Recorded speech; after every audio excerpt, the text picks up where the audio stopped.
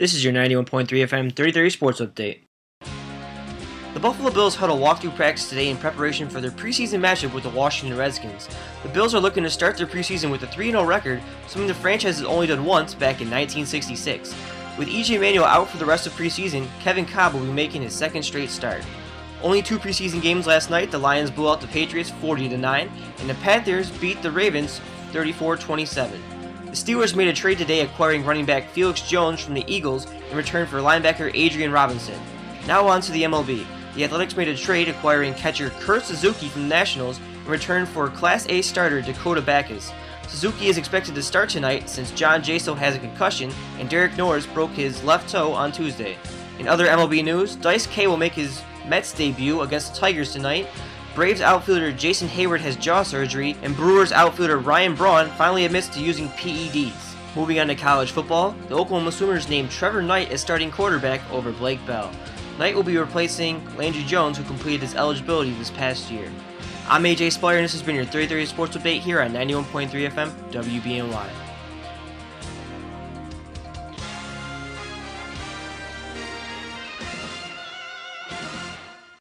And now, the Sports Reporters Radio Show on WBNY. Woo! Bring 'em out, bring 'em out, bring 'em out, bring 'em out. It's hard to yell when the barrel's in your mouth. Woo! Bring 'em out, bring 'em out. Bring 'em out, bring 'em out. Bring 'em out, bring 'em out. Bring 'em out, bring 'em out. E.J. Manuel had opened up a big lead, a huge lead on Kevin Kolb, and all of a sudden it looked like he was all set to, within a couple weeks, to be named the starting quarterback. Now he's got swelling in the knee, he had a little bit of a procedure, and they're shutting him down for the last two preseason games. And that doesn't take him out of the mix as a starting quarterback, but what it does, it gives Kevin Kolb every opportunity now in the final two preseason games to catch up and then try to do the best he can to at least regain or gain that starting job. So it's a mess right now. Bring 'em out, bring 'em out. Bring 'em out, bring 'em out. Bring 'em out, bring 'em out. Bring 'em out, bring 'em out. Hello and welcome to the Sports Reporters Radio Show. I'm the host, AJ Speier, alongside Aubrey Gibert. What you just heard there was John Clayton and his report on the E.J. Manuel situation. Obviously, he needed to have surgery or a scope in order to drain his knee. That way he can possibly play in Week 1. Now, I've been saying for a while now, I want Kevin Kolb to start the season. A lot of people obviously want E.J. Manuel. You heard at the preseason game against the Vikings, we want E.J. while Kevin Kolb was struggling. He answered with 2 field goal possessions, and it looked like Kevin Kolb had turned a corner toward the end of that preseason game. But obviously, given from what we've seen so far in preseason, I think we can all agree that E.J. Manuel has looked better. But my whole thing is, he hasn't really played a game since Week 6 when the Bills knocked him out, and he started out 4-0 with the Arizona Cardinals when he was there. So I see no problem if he has a strong performance against the Washington Redskins this Saturday of starting him in Week 1 against the Patriots. Because he beat them last year. Why not start him? Well, I think at this point, barring a miraculous comeback by E.J. Manuel, that Kolb most likely will be the starter of Week 1. Not to say he's going to be the starter for the rest of the season, but I think it would be asking a lot, which we were already asking a lot of a rookie quarterback in E.J. Manuel, but to now, come back pretty much with no repetition on the field, no practice time, no time to gain chemistry with Stevie Johnson. Remember, Stevie has not played any of the first 2 games. So I think that would be asking a lot, especially going against New England and Tom Brady. That would be a big task, which already was a big task for E.J. Manuel, even if he was healthy right now. I'd be more comfortable with him going in there if he had played this Saturday and next week, but I think it's very highly unlikely that Kolb will not start Week 1. I think he will start Week 1. Marone hasn't come out and said anything yet, but I think that, like Clayton said, I think, this is time for Kolb to take the job pretty much at this point. When Kolb was gone, Manuel, kind of put a firm grasp on the offense and on the role. Now it's Kolb's turn now with Manuel going down. And he's got a lot of work to do. He didn't look good in that game versus Minnesota. He came out really rough. Got better down the stretch, in the second quarter. Same thing with Manuel versus Indianapolis in Week 1. But unlike you, I don't really see much from Kolb that makes me want to put him in there ahead of Manuel. I know your argument that he's a rookie quarterback and you don't want to put too much on him right away. Especially against New England. But, I mean... That's just a crucial game, though. I understand that. His week 1, he hasn't played in the week 3 of preseason or week 4. He's getting his knee drained. I mean, granted, he did look good in the first drive against the Vikings, the last drive against the Colts, but other than that, he hasn't really looked that great so far in preseason, in my opinion. He hasn't looked that bad at the same time. But the thing is, the Bills have gone so vanilla with their offense with him in there. I believe he's only thrown one pass over 15 yards so far. So you're going against a team like the New England Patriots. They know that he's going to throw the ball short. He's a rookie quarterback. You know they're going to end up blitzing him. I see no reason to put him in there because all you can really do is hurt his confidence going forward. And he's a very confident guy, but I'm kind of worried about what's going to happen. He's a rookie. Okay. So how do you know that they're going to throw the ball short in that week 1 game? Based off of what you see, right? In the preseason. Based on what we've seen in preseason. But it's preseason. That's why I say preseason is very tricky because, you're fighting against, do you install certain plays and see if they work, or do you hold them off until the regular season so teams don't have as much film on you? Also I think that's what we're fighting right now with the Bills. But you also want to see what these quarterbacks can do, so you kind of have to throw those kind of plays in there and see what happens. And they had some plays, so though. far, we've seen a lot of dump-offs, a lot of hitches, a lot of in routes, stuff like that, and he's been able to complete them. We've seen Kolb, we've seen Manuel, both of them had thrown up behind receivers at times. Obviously, Kolb was a little bit more noticeable against Minnesota, obviously. And with the speed that E.J. Manuel has, it's the one really positive I can see with starting Manuel in week 1. But again, you don't know how the knee's going to respond ever after that scope. So, in my opinion, I would just start Kevin Kolb just because it's such a huge game for the Bills, because you figure it's a division game against a rival. The team that's probably going to win the division will be the Patriots, and you just saw how bad the Patriots played against the Detroit Lions. I mean, granted, Stafford couldn't really get the ball in the end zone, but they had 4 turnovers in the first 5 possessions in that game, and I just feel like if the Bills' defense shows up and Kevin Kolb can play it safe, and they run the ball Spiller a lot, I feel like the Bills could actually win week 1 with Kolb there. I'm concerned about Manuel, though, because from what I saw in the game against Indianapolis, he was staring down his receivers too much, and he had some struggles with reading coverages. And going against a team like Bill Belichick, where he likes to throw in blitz packages, I'm worried about how he's going to do. You don't really show much in preseason of what you're going to do as far as defensive scheme, so I'm worried he's not going to be prepared for the blitzes that are going to come his way. And Kolb, he's been an NFL starter in his career. He has the experience. Why not just put him in there for week 1, maybe week 2, and if he were to struggle, I have no problem. Put Manuel in right away. So what purpose do you do if you put Kolb in for week 1 and, like you said, maybe week 2 and then take him out? I mean, now I agree with it simply because of the fact that E.J. Manuel was injured. But if he wasn't injured, I honestly don't see any purpose in putting Kolb in week 1 when he has not done anything on the field to separate himself from Manuel and look better than Manuel. I definitely agree with your point there, and I even admitted on my Twitter account at AJ Bisons, after that game, I was like, E.J. Manuel definitely has an edge here. If Kolb can show me something in game 3, I could have an argument, but I didn't at that point. But then when E.J. Manuel went down, it became pretty clear. If Kolb has a strong game against Washington, you have to throw him out there against the Patriots. Oh, agreed. Definitely agreed. I mean, I think at this point the Bills have no choice. You're not gonna put Jeff Toole in there. I know I've heard fans saying they want Toole, but I mean, come on now. Let's bring it down. That's a little ridiculous. The one problem I really have with what I've heard about Kevin Kolb is everyone's trying to say we don't want another Ryan Fitzpatrick. He's not Ryan Fitzpatrick. First of all, he's a little bit more mobile than Fitzpatrick. He's granted he did take a lot of sacks in Arizona, but look at the line he had there. A lot of injuries there. So I have no problem with him as a starting quarterback for the Bills. As I mentioned, he has experience. He beat New England last year. He was 4-0 to start the year off before he faced the Bills and got injured. He even beat Seattle and their great defense with Richard Sherman and them. He now has an offensive line. He has a running game. And the Bills, I mean, they've already established in preseason they want to run the ball a lot. You heard what Neil Hackett said. He wants to run the ball until Spiller throws up. So the way I see it, if the Bills can establish that run game early, they can get the play action involved more, and that'll really help Kevin Kolb out. He can do the dink and dunks that the elite quarterbacks can do, possibly. even though a lot of people want to say that they want Manuel, obviously, because they've seen the success of RG3, Cam Newton, Russell Wilson, Colin Kaepernick. I just don't see a problem with having EJ Manuel watch him go through the progressions on game day, because it's a much different game than it is in college, and the blitzes are definitely different, and so is a talent on defense. Yeah, I mean, I agree. Obviously, the NFL game is faster than the college game. EJ Manuel comes from a pistol offense in Florida State, where a lot of times you read just one side of the field, make one throw, so he didn't make a lot of progression reads at Florida State.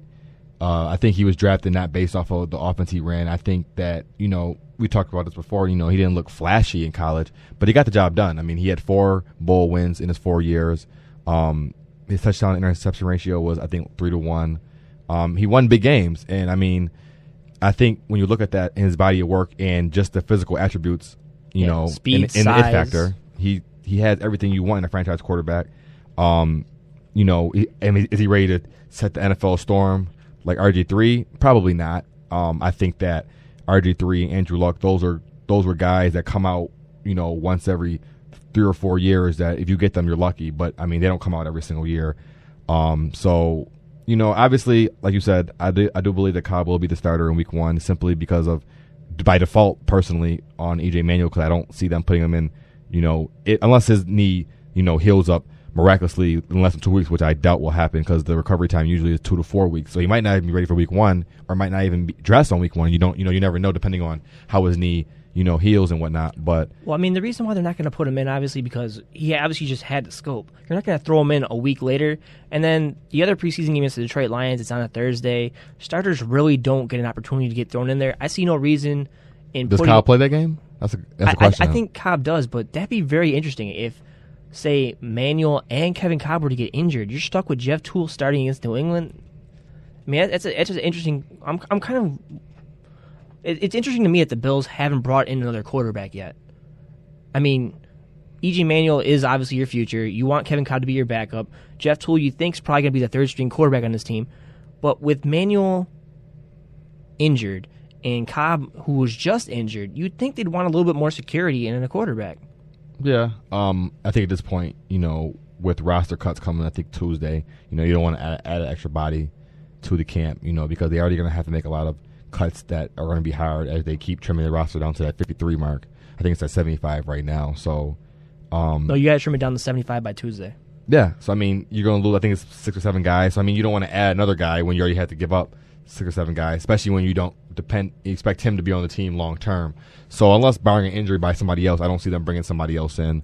I think they want to give Jeff Toole as many, snaps as possible. I think, in a year or two, they'd look, or maybe even this year down the road, they want to have Jeff Toole possibly as a backup. And, I don't think that Cobb will be here for the 2 years he signed. If Manuel starts this year and goes throughout the season, I don't see why the Bills would keep Cobb at the price range he's getting paid. I think he's getting paid. I know it wasn't all guaranteed, but I mean, $6 million for a backup is a lot of money for a backup. I think it depends on Cobb's performance personally, because if he ends up lighting it up against Washington and then having a great start against New England, you never know. They might want him to stick around, because you never know. Injuries happen in the NFL all the time. Look at the scare the Patriots had this preseason, or in their practice against the Tampa Bay Buccaneers, when the lineman landed on his leg. People were worried that he might be out for the season. We saw it before with Matt Castle coming in there. It's great to have a good backup who can come in, and I have no problem with Cobb staying here, even at that price, because, again, all it takes is one play and your season's over. Agreed. And just going back to the positives of why Kevin Kolb should start, as I mentioned, the experience, obviously. He was with the Eagles, the West Coast system there, under Andy Reid. He didn't have an offensive line really at either place. He had a good running game with LaShawn McCoy and the Eagles, but when he went to the Arizona Cardinals this past season, Beanie Wells got injured in Week 1, Ryan Williams was out. He was basically left with LaRod Stevens-Howling as his top running back, and you kind of see why even though they were 4-0, you kind of see why he got injured against the Bills. Didn't really have a lot of weapons. He had to wait longer in the pocket. Even though he is a mobile kind of quarterback who can move around the pocket, it was definitely going to happen at some point. Oh, yeah. Arizona's offensive line was horrible last year. I think they had 2 rookie tackles in there, and they weren't high draft picks. I think Mario Williams had 3 sacks in that game. That was, kind of his coming out party that game. Bird had a good game that game. But like you said, the one positive that I can only think of, honestly, when it comes to Kevin Kolb, is the fact that, he's never had an offensive line really to the capability of the Bills. or a running game or guys around him. The Bills have a lot of core guys. You have C.J. Spiller, Fred Jackson, Stevie Johnson, the rookie receivers.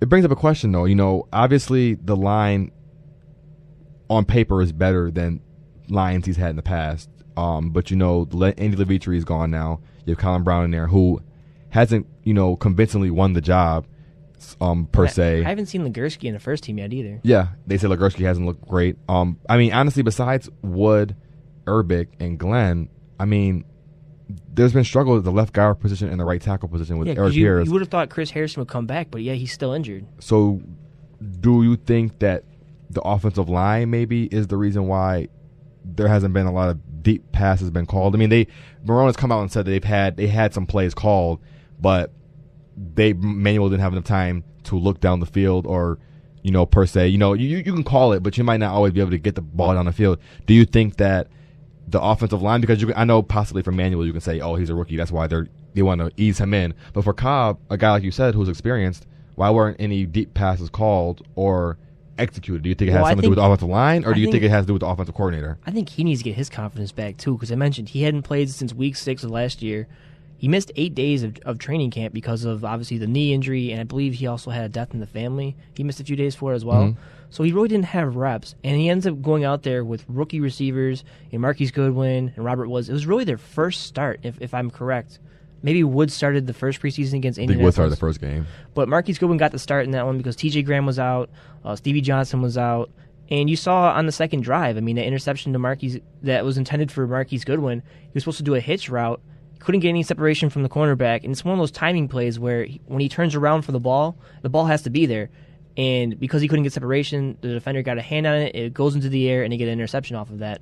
And you could just see that there were some chemistry issues early on with him, Lee Smith, I believe Chris Hogan as well, across the middle.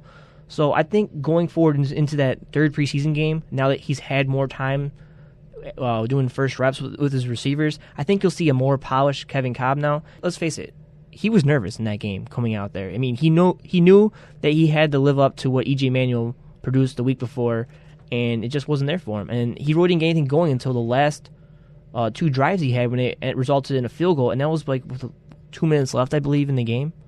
Or in the half, sorry. Yeah, I think this week 3 game is going to be a very, very crucial game, obviously, for Kevin Kolb. And I think it's a good barometer for, what we're going to expect from him, because Washington's defense is not a slouch.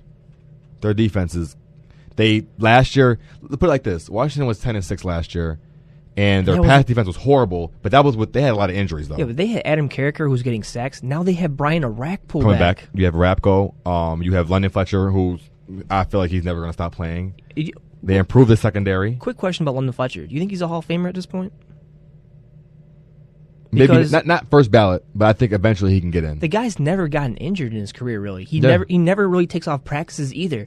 He's been in the league forever. Obviously, I think it's his 17th season. St. Louis Rams, Buffalo Bills, Washington Redskins. I just wanted to bring that point up because I feel like he's one of the most underrated linebackers in the history, and he's been underrated ever since he came out of college. I believe he went to John Carroll College, 5'9" linebacker. Usually you have to be a little taller, a little bit bigger, but he's gotten the job done so far. I just wanted to mention no that. doubt. I think he should make it. I don't think he's going to make it necessarily his first ballot, but I think he should make it eventually because like you said, the amount of years he's played, the impact he's made. He gets over 100 tackles every single year. He never makes a Pro Bowl though. I think he made it last year for the first time, and that might be something that might hold him back is the fact that he didn't make multiple Pro Bowls. But guy definitely that was worthy of it. There's a lot of great linebackers in the game right now, but he's still around making plays. So I have to give a lot of respect to him. He's like 38 years old, I believe now too. He's like Iron Man because I feel like he's never gonna retire. I believe this might be his last season, but like we said though, Washington's defense is no slouch this year. They get after the quarterback. I don't think he's gonna play necessarily this Saturday. He probably won't play till week 1. But you've seen Adam Carricker on Monday Night Football on Monday versus Pittsburgh. He just dominated that game. Pittsburgh looks terrible. Yeah, they're not going to make the playoffs this year. I don't see them making the playoffs. The AFC North as a whole is going to be besides Cincinnati, it's a lot of question marks. I really think Baltimore, they obviously are going to take a step back. How much of a step back do they take? Pittsburgh, I think they take a big step back. You start Ben Roethlisberger, but now Le'Veon Bell might not play. Yeah, they made a trade for Felix Jones today, but I doubt he's going to start. He's going to be more of a role player there. You lost Mike Wallace. How you replace Mike Wallace? They didn't really bring anybody in to replace him. And then Cleveland actually is getting better, but I don't see them making that big jump. Maybe third. They've looked good in preseason. When they get Josh Gordon back, watch out for Cleveland. Now, do you think that they've put in too much out there on the film so far, or do you think they've done it to see can Brandon Weeden handle it? I think they just wanted to see what more Brandon Weeden can do because it was a quarterback competition, I believe, between him and Jason Campbell at the time. Trevor Richardson, you know what's going to happen to him. He hadn't played any preseason games, and he gets lit up by Ndamukong in the first preseason game going out of bounds. But Josh Gordon definitely looks good. I like what I see from Greg Little. I definitely think they're a team that's on the rise. I'm not ready to say Cleveland's a playoff team, but yeah, I definitely like what I've seen from them. And just going back to the point about the Pittsburgh Steelers, I mean, obviously, they're a team who's been known for their physicality in the past. James Harrison's gone. They lost Rashard Mendenhall. They tried to draft Le'Veon Bell and hoping that he was going to play. He might end up missing like the first few weeks of the season. Much different Pittsburgh team. It's a lot more pressure on Ben Roethlisberger now. The offensive line still is in shambles, in my opinion. Yeah. I mean, I feel like it befuddles me how good they can be every year with a horrible offensive line. Oh yeah, and Heath Miller. Them in Green Bay, it just fathoms me. And Heath Miller's on the PUP list. What was that? I'm sorry. And Heath Miller's on the PUP list. Another guy, a big target for Ben Roethlisberger. I mean, especially with Mike Wallace being gone now, you need a guy that can open the top of the defense. And I don't even know if they have that. I think they drafted Marcus Wheaton from Oregon State, but I mean, Mike Wallace, that's big shoes to fill, and you can't expect a rookie. Well, they're going to put replace him. They're going to put Antonio Brown in that role, and they want Emmanuel Sanders doing a Hines Ward type kind of role where he'll do a lot of blocking. He's a lead blocker there as wide receiver. Without Heath Miller, though, it's going to be hard. Without Le'Veon Bell, I believe it's going to be very Matt hard. Spate's also injured too. So yeah, definitely big concerns for them. But you kind of see why Washington was able to win, even though RG3 still hasn't played a preseason game. He's not going to play this season or preseason. Kirk Cousins ended up getting injured too in that game. So now you see that RG3 got fined $10,000 for that shirt he wore in warm-ups. Well, see, the thing is, how do you get fined for a T-shirt in warm-ups? You telling me now the NFL controls what you wear when you warm up? Now, not only can you not wear what you can wear during the game, when you warm up too. They have a contract agreement with Nike. So what was the big deal with Operation Patience though? I don't see what was the issue with that shirt. Because Nike didn't sponsor it. But RG3's not signed with Nike, is he? He's signed with Adidas. No, it doesn't matter because he got fined for Adidas in the past too. Because the NFL is sponsored by Nike. So even when you warm up, you have to wear a Nike shirt. Yep. Well, I mean, I guess I understand that. I just think it's a little ridiculous. How would you feel if $10,000 though? $10,000. It's not really that much money to him. Yeah, to him. To us, would you take it? I would take $10,000 in a heartbeat. When I see that, the NFL just, I don't know. I just feel like that was something that was unnecessary. I understand what you're saying though. Take money. It's not a Nike licensed shirt. Did it have a logo on it? I didn't even see a logo. All I seen was the Redskins logo on it. It just said Operation Patience. But again, if you're Nike and you see that, you want to see your brand being marketed. Yes, because you're not paying all that money to take over the jersey and then see a shirt like that, because that's one of those shirts that grabbed a lot of attention and they wanted Nike to be on it. Clearly. Next time, RG3, if you're going to do that, clear it with Nike first and you'll be fine. I mean, I didn't know he would get so much publicity just for warming up, but speaking of RG3, as I mentioned, not going to be in the preseason game on Saturday versus the Buffalo Bills.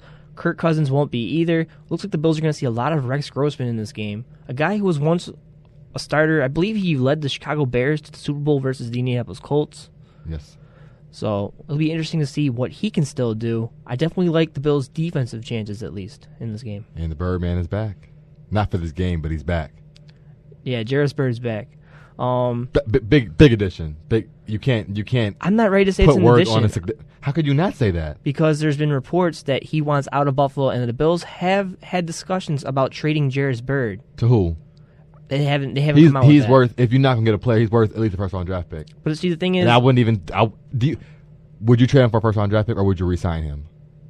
Personally, I would re-sign him. But if he wants top safety money, he's not going to get it here. And in my point, would you give him $10 million a year?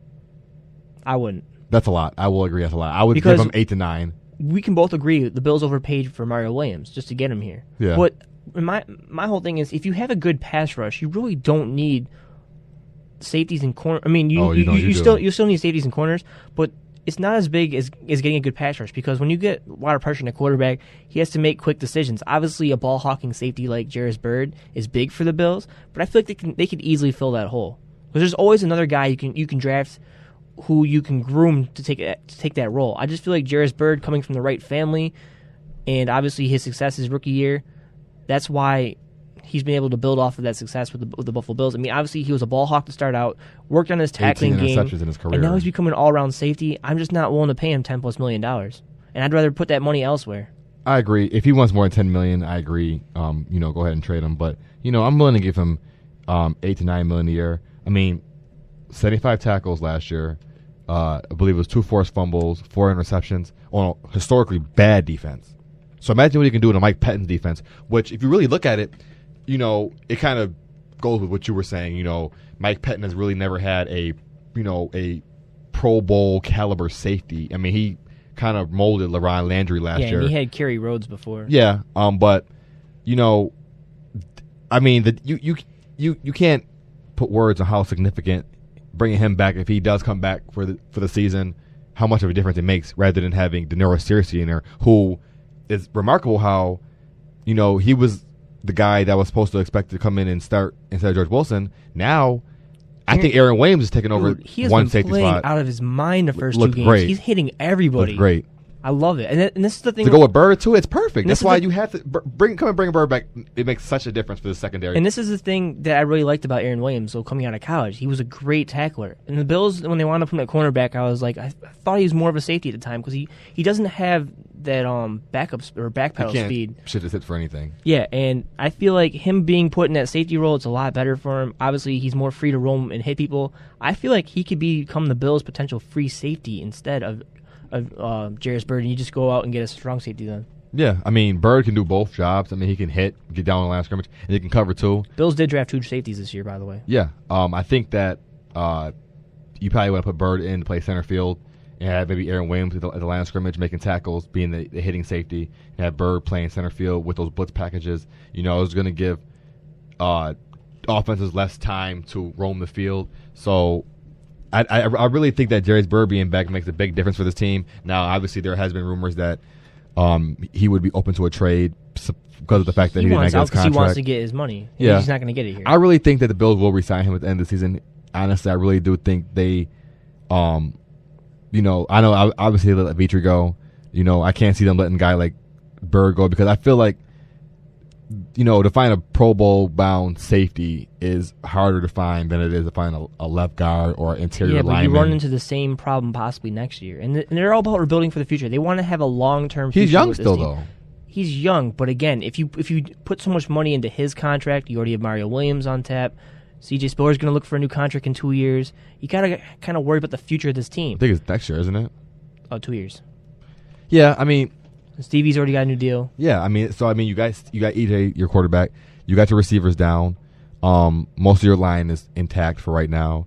I think the defense, most of those guys are intact.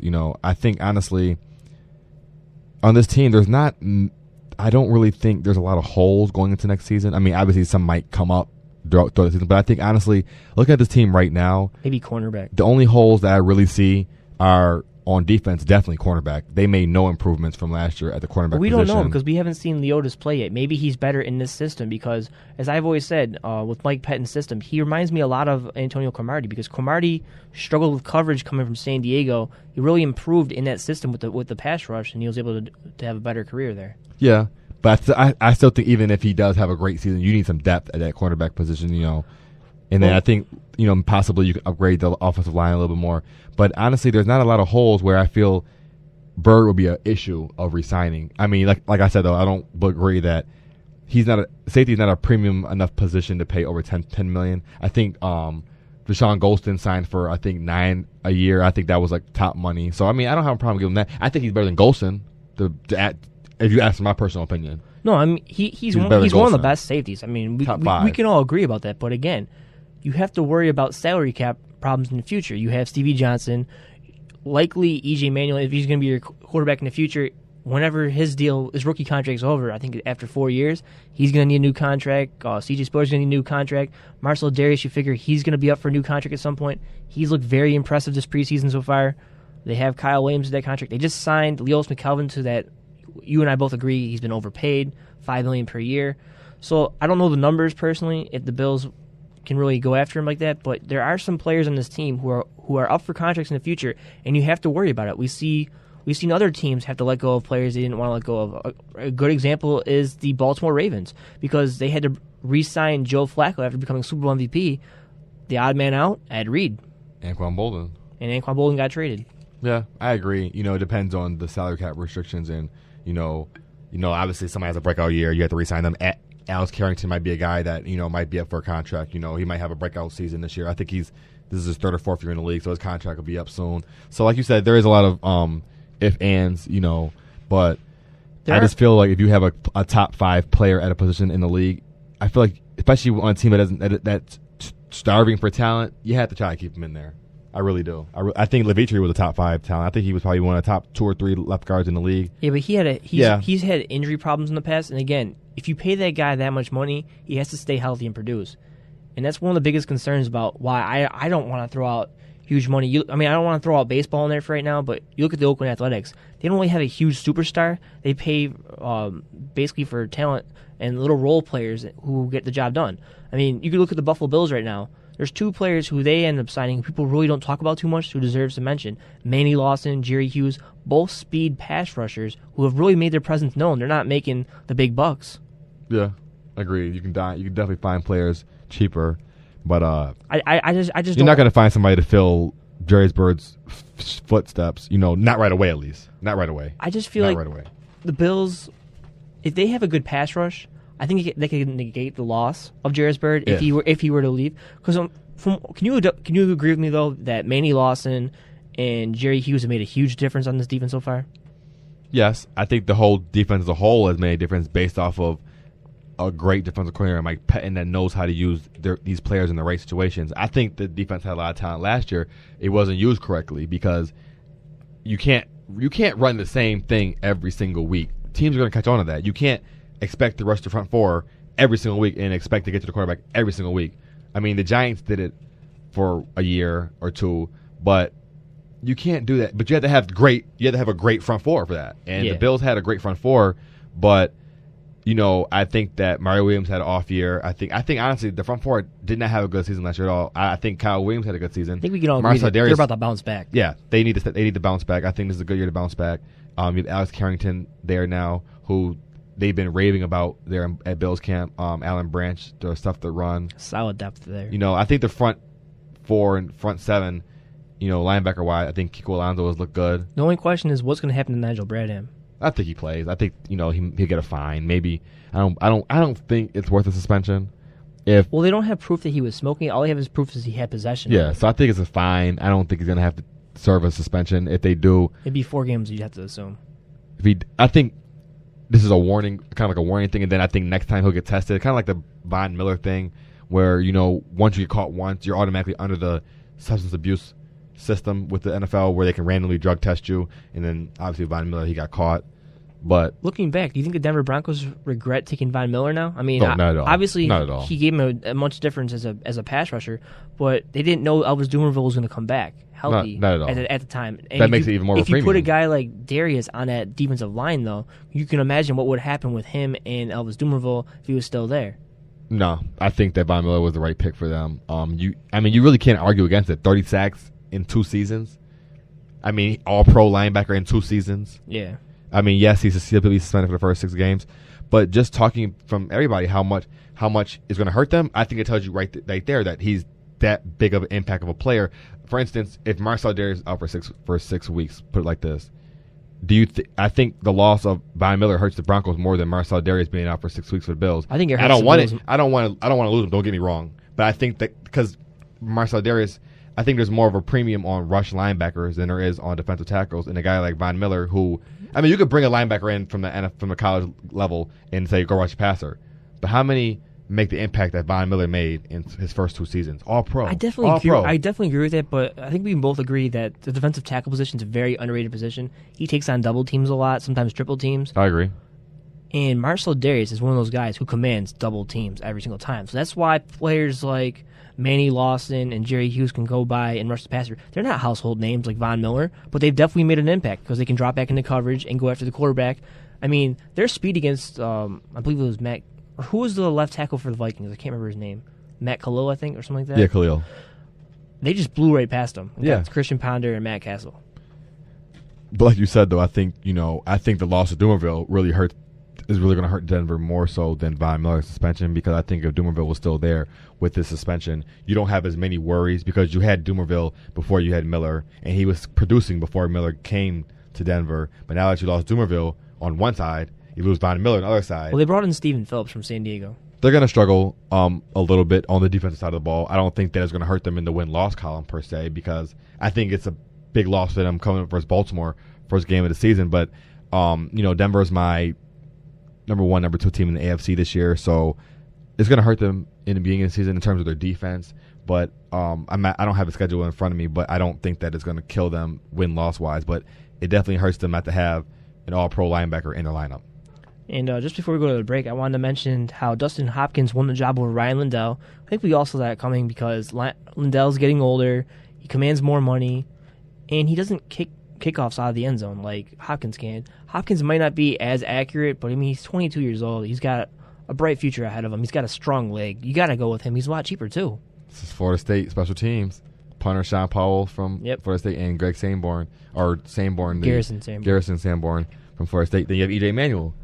So Florida State, all down the line. We'll see what they do. I personally prefer SEC players, but that's just me. But before we go to the break, obviously we want to see Kevin Kolb have a big game. We want to see Jeff Toole have a big game. Going against the Washington Redskins, I know we really don't want to do preseason predictions. What are your thoughts? I think the Bills are going to end up winning it and making it the first time they've gone 3-0 since 1966. Yeah, I think they'll win simply because of the fact that you have Rex Grossman starting for the Washington Redskins, who is currently the third-string quarterback. Does he play the whole game? Because usually, you put your third-string quarterback in the second half, and this is a dress rehearsal for week 3. So the offense, they're starting to play throughout the first half, probably a little bit into the third quarter. I'm going to be looking at Kevin Kolb, obviously, on the offensive side of the ball more than I am going to be on the defensive side of the ball, because the defense has showed me. They have Pat White, by the way. Will he play in the regular season? No, I'm just trying to say. Oh no, yeah, he'll play. So that's why I think the Bills will win the game overall, because they have, 2 journeyman quarterbacks that will be playing for the Washington Redskins. But all eyes will be on Kevin Kolb, obviously, and how he does with Stevie Johnson back now versus this Washington Redskins defense, which is no slouch. And the thing about Pat White is, just before I go to the break, he left the Miami Dolphins to go play baseball, and then he came back to the NFL. He looked good his first preseason game with that drive down the field to beat the Tennessee Titans, with that 2-point conversion to win at the end of the game, that 2-minute drive. So it'll be interesting to see what he and Rex Grossman can do. If you don't remember, Pat White is an option kind of quarterback who can run around a little bit. That should give the Bills defense some fits in this game. But when we come back from the break, we're going to talk about obviously the New York Yankees and their success. A lot of that can be attributed to what happened on Sunday night versus the Boston Red Sox when Ryan Dempster threw at A-Rod, ended up hitting with the 4th pitch, and the MLB basically just suspended for 5 games. I'll give you my thoughts on it. Aubrey will give you his thoughts on it. I personally think that it benefited A-Rod that he threw at him. I'll tell you why when we come back from the break. I got smart about mortgages. Now, it's my house I go home to. I got smart about college. Now my kid's off to a great start. When it comes to your money, whatever you want to get smart about, you can find it at smartaboutmoney.org. I got smart about health insurance. Now both my finances and I are healthy. Smartaboutmoney.org is a free online resource from the National Endowment for Financial Education. We're an independent nonprofit foundation dedicated to helping people just like you get sound information about money. I got smart about protecting my job. Now, I'm doing better than ever. For everything from how to build an emergency fund to how to deal with job uncertainty, smartaboutmoney.org has the answers you're looking for. I got smart about credit cards. Now paper or plastic has a whole new meaning. Smartaboutmoney.org.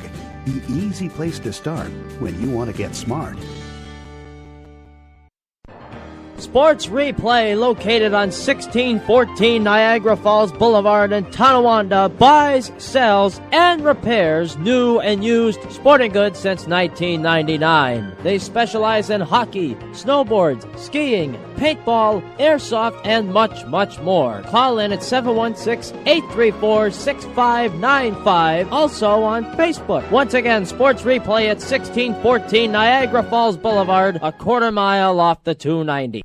I see a great need in my community. Retired people have a lot to offer because we have life experience. What are you going to do with your lifetime of experience? If you're 55 and older, you can use the skills that help you through a lifetime of learning, giving, teaching, and working. Go to getinvolved.gov or call 1-800-424-8867 to find out how you can volunteer.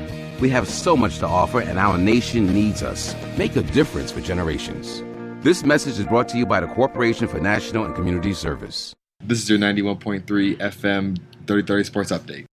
With quarterback E.J. Manuel out for the rest of the preseason after going minor knee surgery, Kevin Kolb will get to start Saturday afternoon as the Buffalo Bills take on the Washington Redskins. Joining Kolb will be Bills top wideout Stevie Johnson, who has been nursing a left hamstring injury. After a holdout that lasted through training camp, Pro Bowl safety Jarius Byrd finally signed his franchise tender with the Bills, which will pay him roughly $6.9 million. Byrd will travel with the team, but is not expected to play Saturday afternoon. In other news, former Patriot tight end Aaron Hernandez has been indicted on first-degree murder of 27-year-old friend Odin Lloyd, along with two others, including Hernandez's associate Ernest Wallace and cousin Tanya Singleton. Week 3 of the preseason kicked off last night with the Detroit Lions defeating the New England Patriots 40-9.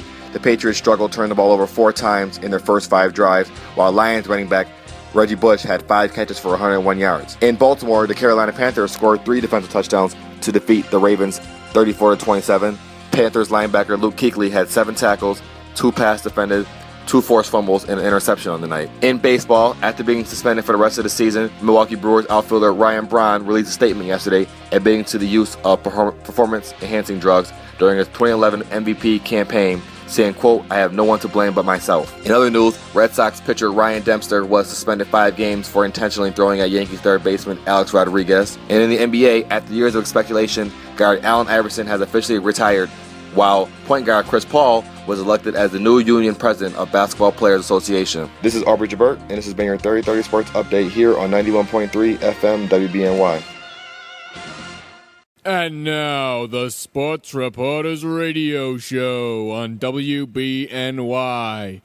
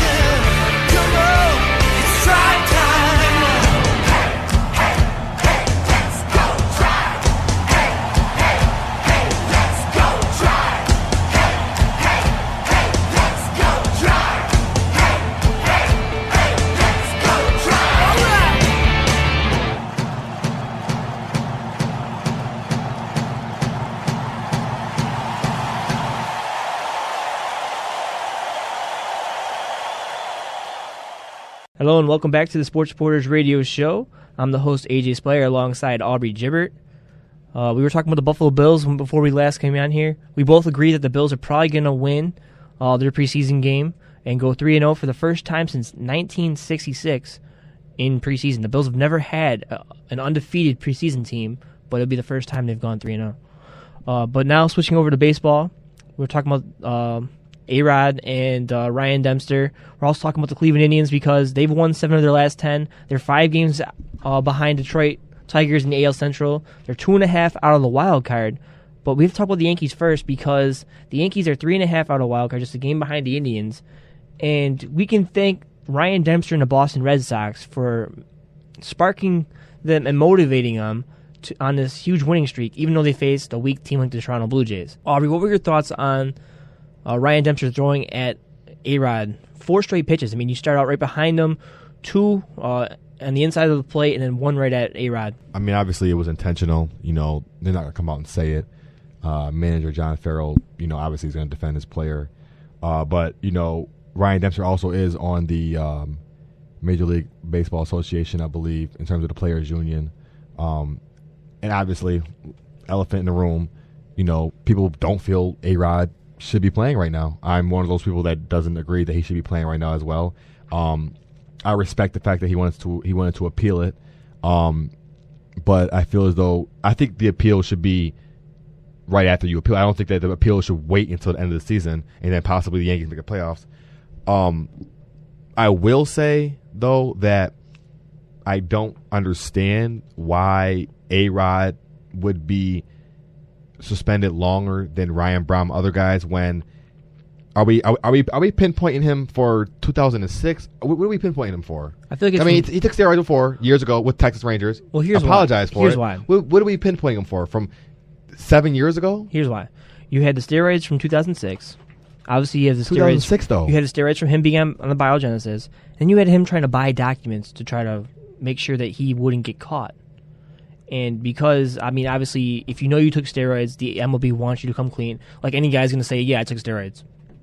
Like, immediately. But they have to punish this guy and say, you have to come clean in the future. And it's just something they had to do. Look how long it took Ryan Braun to come forward and say he took steroids. Well, I understand why. I understand why, but they're using him as an example. And I feel like if he were to serve that 211 games, that would be the end of his career. And I feel like the reason why he's going for the appeal and possibly a lawsuit right now isn't just because he wants to get his money. I feel like he understands his career could be over, and this could be his final year. I have a feeling that he's going to get suspended following the season, and he's going to call it a career. Yeah, I definitely will agree with that. He's not getting any younger. I think he's 38, so I feel, he's 40 by the time he comes back. Yeah, so based off of suspension, he probably will be done. In terms of, has that given the Yankees a leg up? You believe it has.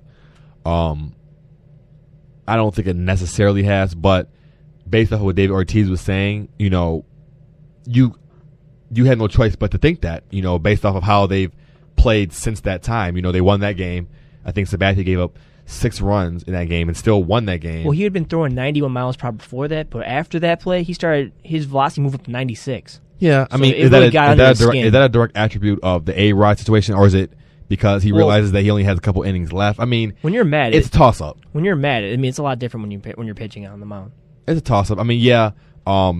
You can easily say it was because of A-Rod getting hit easily, and they won the game, and they've won. Well, you look at the way Girardi backed him up, Brett Gardner backed him up. Now I feel like he's not just another guy in the clubhouse who people are hating. They feel more compassion to him, and I compare it to the movie 42, where Jackie Robinson. Obviously it's a little different because obviously that was because of racism. This is about steroids, but in terms of baseball, black athletes were considered outcasts back then, right? And when you have the guy from the Philadelphia Phillies manager who comes out with all his racial slurs, his teammates started to have his back and had sympathy for him. And now after a play like that with Ryan Dempster, where he throws at him because he's taking steroids, and that his team has his back now.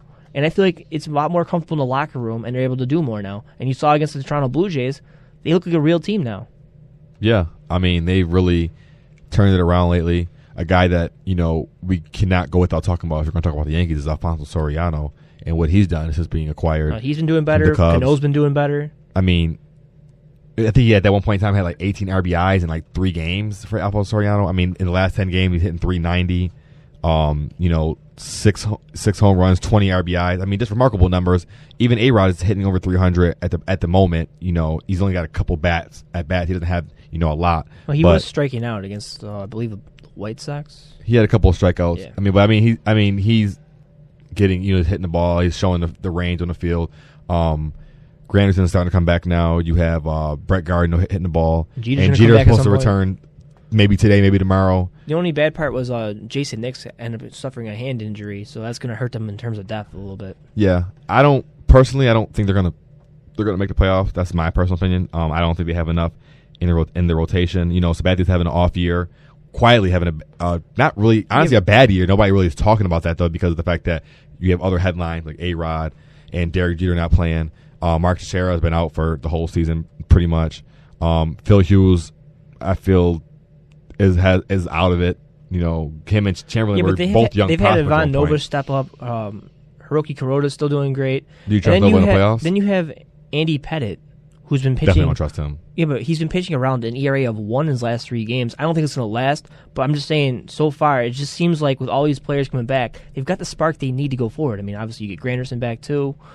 So I mean, I expect the Yankees to be competitive. Don't get me wrong. They have enough talent to at least fight for a spot. They have a tough division, though. And that could really hurt them toward the end of the season. I mean, that division, nobody saw Boston. I mean, honestly, I'm not going to try to say, but I kind of had confidence in Boston this year. I thought John Farrell was a big change. I didn't think John Lackey was going to pitch that good, though. I thought his career was over. Yeah, but I also said, the biggest issue with that team was pitching. You're bringing a guy who has been there and knows what it takes to manage in Boston, and his specialty is pitching.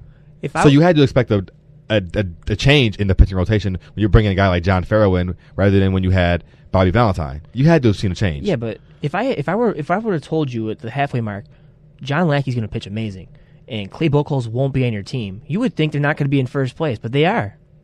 And David Ortiz, he's getting old too. He's still hitting around 325. Yeah, he's hitting over 300. He's hitting remarkable. You have John Lester, who, and like you said, John Lester isn't pitching that great, but you brought over Jake Peavy now to solidify that rotation.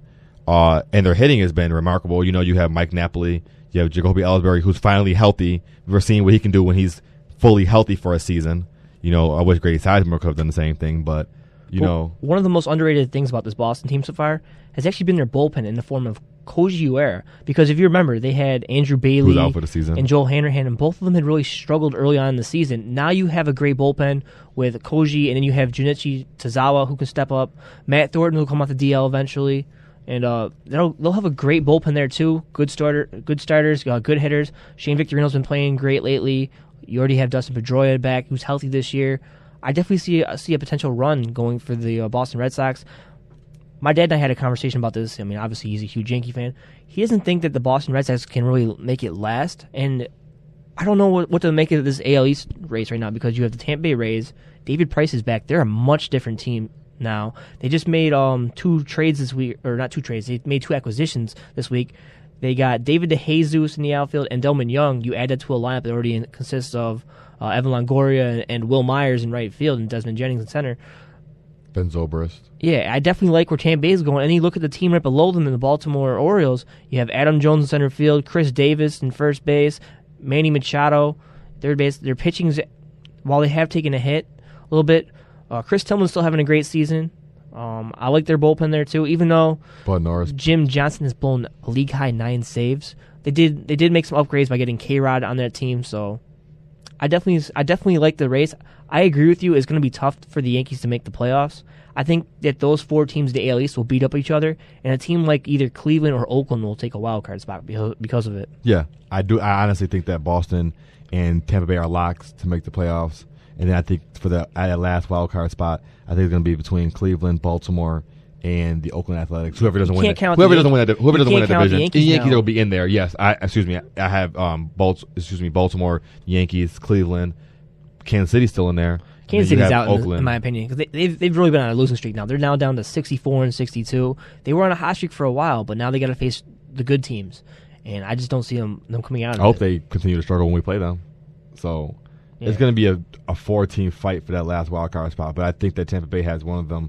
Whoever doesn't win that AL East is going to have one of those wild card spots, and then whoever doesn't win the AL West will be fighting with Cleveland and the Yankees and Baltimore for that last spot as well. And when people always ask why we obsess about the NL all the time, I mean, you look at the NL East, the Braves won that. Even though Jason Hayward's going to miss some time, Dan Uggle's out because he has LASIK eye surgery. I mean, even though they have B.J. Upton batting below 200, they don't know who their left fielder is going to be, whether it's Jordan Schaefer or Evan Gattis, who's really the backup catcher there. I feel like their pitching is just too good. They still have some quality hitters in Freddie Freeman and players like that. They'll make it through the NL East. Washington hasn't impressed me. The Mets aren't going anywhere. The Phillies are done. And obviously the Marlins are terrible, so they're going to win that division. You look at the NL West, why we don't talk about them more. Dodgers have run away. Dodgers have run away with this division. I mean, and you think about it, they don't even have Matt Kemp in their lineup, and they're still playing this great. Just imagine when he comes back. Who do you sit? Yasiel Puig, Kyle Crawford, Andre Ethier. You know Puig ain't sitting. Puig is not sitting. All I'm saying is, unless he's late for every game, he's not sitting. All I'm saying is, could you imagine if they were in the AL right now with a designated hitter? It'd be incredible. Best team in the major leagues? now. They are the best team in the major leagues, and it's because they went out and got Ricky Nolasco, really solidified their pitching staff. I mean, obviously getting Greinke back helped, getting Hanley Ramirez back helped, but Clayton Kershaw. I mean, they're hitting. I mean, you can't stop their hitting. You can't stop their pitching. I mean, even when they're down 6 runs in a game, you can go to sleep and find out the next day they won somehow. Yeah, I mean, as surprised as some may seem, this is what we all expected from them in the beginning of the season. They had all this talent. They made that big trade with Boston where they brought in Adrian Gonzalez, Kyle Crawford, Josh Beckett, who hasn't really made an impact. But he's in the DL. Yeah, but I mean, they had talent all along. It was all about bringing it in. Because I mean, at one point in time, let's be honest. Before all this occurred, I think there's like a 42-8 stretch or whatever it is they have going right now. I mean, Don Mattingly was on the hot seat. He might have got fired, at the All-Star break. Yeah, Yasiel Puig saved his job. And you bring a guy like Yasiel Puig up from the minors, and they haven't lost 10 games in the last 50-something or 60-something games. So I mean, they have the talent, they have the 1-2 punch, and Clayton Kershaw, who I think is the best left-handed pitcher in the game. You have Zach Greinke, who you brought in, Ricky Nolasco, like you said. The hitting, you have Puig, you have Crawford, you have Adrian Gonzalez, and you don't even have Matt Kemp back. I mean, the bullpen is might be that one weakness that we might want to talk about in terms of this team. But, they're on a mark right now where it's like one manager said, you had to play perfect to beat them. Yeah, I mean, perfect. I mean, in the second half, they're 18-5 since the All-Star break. And they've gone through teams like Cincinnati, the Yankees, the Cardinals, the Rays, and they're just winning like it's nothing against these teams. I mean, obviously they've played some weak teams too, like the Marlins, the Phillies, and the Mets. But, again, great pitching. Great pitching. They have the best pitcher in baseball, in my opinion, in Clayton Kershaw. He's been the best over the last however many years, most consistent at least. I think the ERA is 1.94. Yeah, you have Greinke. You have the addition from I believe it was Korea in Haejun Ryu. A rookie, yep, who's been pitching. I think he had 13 wins on the season. Marvelous. You had who's their fourth pitcher in the rotation? I forgot.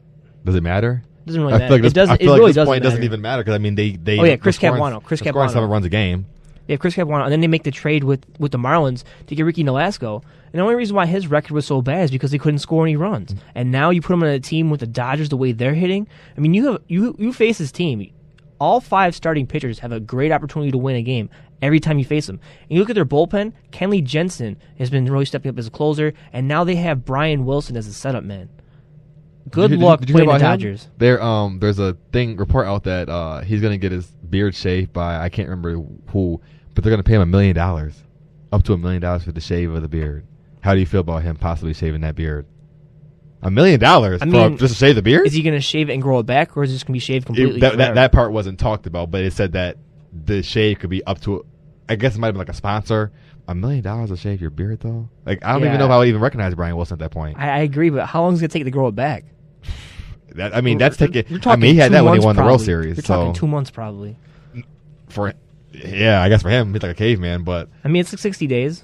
I mean, but this, I mean, like you said, I mean, you bring him in. You're not asking him to be the exact closer, so maybe it's not as much pressure since coming back from his days in San Fran. Well, they need to get rid of Brandon League because League has an ERA around 5, so they get rid of him. They put Brian Wilson in that role. They have Ronaldo Belisario who's stepping up, so they have a great team with the Dodgers. I said from the start of the year I thought the Dodgers would have the best team in baseball. You know what? I as much as I didn't want to, I thought about giving you some credit. You did come out. I was the one that said that I didn't think they would put it together. You said the paper champions. Up until a little before the All-Star break, before Puig came up, I was looking right. They weren't putting it together, and they overcome injury after injury. Hanley was hurt. Greinke was hurt. Kemp's been hurt all season, pretty much. You had Carl Crawford injured, and Mark Ellis also got injured. They just overcome all these injuries, and you can attribute to Yasiel Puig, whatever's going on in Dodger Nation. Good luck for them. And manager of the year, Don Mattingly.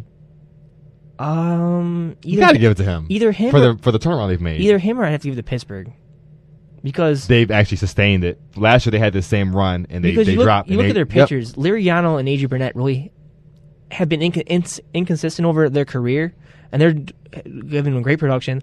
They end up losing Jason Gurley, the top closer in baseball, and Mark Melanson hasn't missed a beat. Yeah. So those two will be fighting it, I think, for the best record in the NL. I would definitely, or Atlanta, I would definitely give the GM award to Pittsburgh because bringing in Russell Martin was huge for that team. They needed a guy who could throw out base runners. He doesn't put up the average you kind of want from a catcher. He's a defensive catcher, though. He's not a Yadier Molina. No one's a Yadier Molina. You're not going to find that ever. Yeah, I definitely like what I've seen from Pittsburgh this year. And, since we're going on to the NL Central now, because I talked about Pittsburgh, you also have the St. Louis Cardinals, Cincinnati Reds, who are also doing well. We pretty much know who the 5 teams are going to be in the postseason because, let's face it, the Arizona Diamondbacks had their shot this week going against the Cincinnati Reds, and they blew it. And they're now 7 games out of the wild card, and I just don't see... They're 8 games behind LA in the division. I just don't see Cincinnati blowing it away unless they get on a losing streak when they have to face St. Louis and Pittsburgh. That's the only way I see maybe the Diamondbacks or maybe even the Nationals. I really don't think they're going to make it. They're done. They're done. Yeah, so it's pretty much going to be those 5 teams. Atlanta, Pittsburgh, St. Louis, Cincinnati, Dodgers. The only question now is who's going to win that division? And currently you have the Pittsburgh Pirates 75-52. You have the Cardinals a game back, and I believe the Cincinnati Reds are 2.5 back. And this is anybody's race. And that's a big...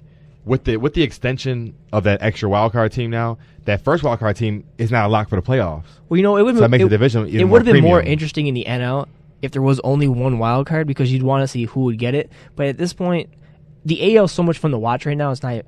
I mean, and when you watch the NL Central, any one of those teams, you want to see who's going to win because Pittsburgh hasn't had a playoff team, I believe, 20 years. Yeah, they had success last year, but it fell off towards the end. And this year, it seems like they're going to finally sustain it. I mean, they're 22 games over 500. I don't see them unless a barring collapse or they drop the 22 games. They're going to be over 500 and be in the playoffs. It's just a matter of who wins, like you said, who wins the division. And I think the big key now is for this race is that Yadier Molina is now back. So St. Louis now has their trusted catcher. They had Tony Cruz back there, but he's not a guy you're going to rely on. Yadier Molina. Yeah, it helps their offensive lineup. It helps their pitching because this guy breaks down film like nobody else. And he's leading NL in batting. One thing that I should mention, though, is Jake Westbrook got put on the DL today. So I'm curious to see how that's going to impact their lineup going forward. We heard reports that Chris Carpenter is trying to make a comeback. Whether it's going to be in the rotation or in the bullpen, it remains to be seen. But definitely getting Yadier Molina back will affect this race. Cardinals have really been playing a lot better since they got him back. Pittsburgh has actually been on a downward spiral a little bit. They were the best team in the NL Central at one point. I saw them against the Colorado Rockies. They look pretty good there. But it'll be interesting to see what happens there. They definitely need a right fielder, though. And that was their biggest weakness at the trade deadline. They should have went after a player like Alex Rios. Jose Tabata, he's more of a guy who's got speed. They have too much speed on this team. They need more power. Because when you look at their lineup, you have Andrew McCutchen batting third, Pedro Alvarez batting fourth. You really don't have any power besides those kind of guys, and that's the only weakness I could see going forward. I personally feel like the St. Louis Cardinals will win this division, and it'll be Pittsburgh and Cincinnati battling it out in the wild card. I agree. But that'll wrap up our show, the Sports Reporters Radio Show. I'm the host, AJ Speier, alongside Aubrey Gibert, signing out.